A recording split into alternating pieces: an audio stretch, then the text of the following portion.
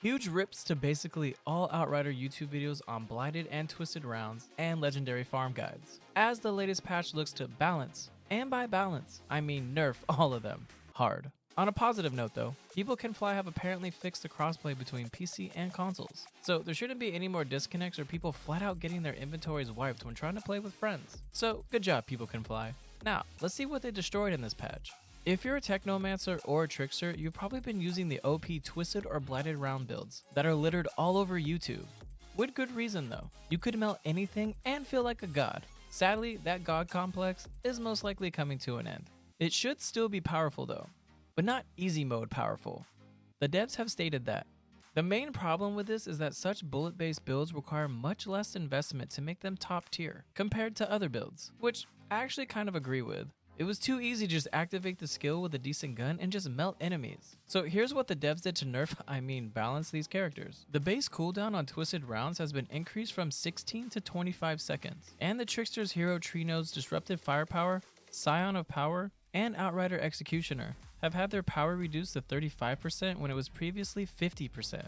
These changes are rather much for my taste, but let's see what the devs said. While infinite uptime on bullet abilities was always our intention, it is intended to be a high-risk, high-reward playstyle. However, given the current power of the skill, there's very little risk involved in this ability given its short cooldown, even when players fail to trigger anno replenishment. Increasing its cooldown in combination with adjusting its damage should increase that risk and make the playstyle a more thrilling experience. For my Trickster homies and even Technomancers, did you find bullet builds to be high-risk, high-reward? I just felt like hitting one button and blasting your enemies isn't really that high risk. But again, I've never used those builds, and I guess I never will. At least not yet. I did mention the nerf hammer for Technomancers as well, and here it is. The Technomancer hero tree node, Damage Against Poison, has had its power reduced to 15%, when it was previously 30%. Now let's go to the devs for their thoughts. While the Technomancer's blighted rounds do not provide any damage increase on their own other than ignoring armor as anomaly damage, they do provide an excellent tool for spreading the vulnerable and toxic statuses, which in turn can scale out of proportion.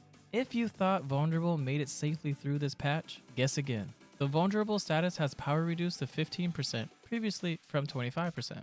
Spreading vulnerable and toxic statuses is the main point of the Technomancer. While these nerfs might not seem like a lot, I think it's going to really dampen the builds at this point. Plus, they nerf vulnerable for all the classes, so hopefully that doesn't mess up any Devastator or Pyromancer builds accidentally, but it probably will.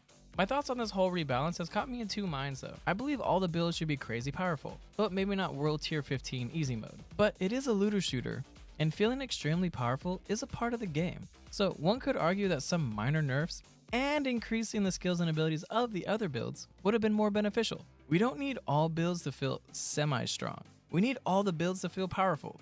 I think this could have been a better outcome, but we'll have to see how this patch plays out. It is the first major content patch for the game. Besides the class nerfs, the team also changed how some other missions and monster drops legendaries.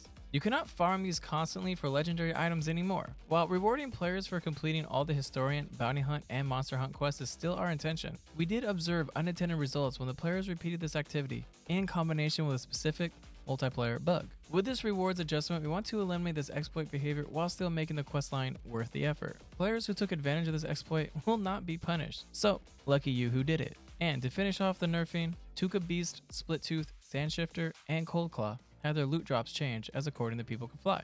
These particular beasts are being too generous considering the required effort to take them down. Poor fellas, now they'll just be one and dones. People Can Fly are going to either make Outriders something special or kill their own game with these patches. I know you can say that for basically every game, but as a looter shooter that isn't live service, how they handle OP builds and items is going to be the key to whether the game remains fun or just a nerf fest into boredom. We want to feel like gods out there, not to be chained down by nerfs. But I do realize I don't want it to be easy mode either. So to find that balance will be key to this game. I would love to know how my fellow Technomancers feel, as well as the Tricksters. And anyone else who feels like these changes aren't the best. Have fun out there in Enoch, and I'll talk to you next time. Peace.